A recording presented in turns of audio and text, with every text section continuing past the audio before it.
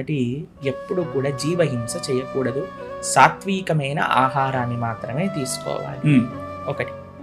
2, మనకి ఎవరిని నిందించకూడదు అని చెప్తారు.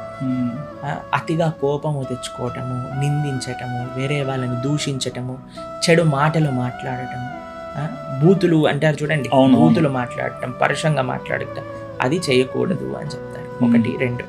3, బ్రహ్మచర్యాన్ని పాటించాలి అని చెప్తారు.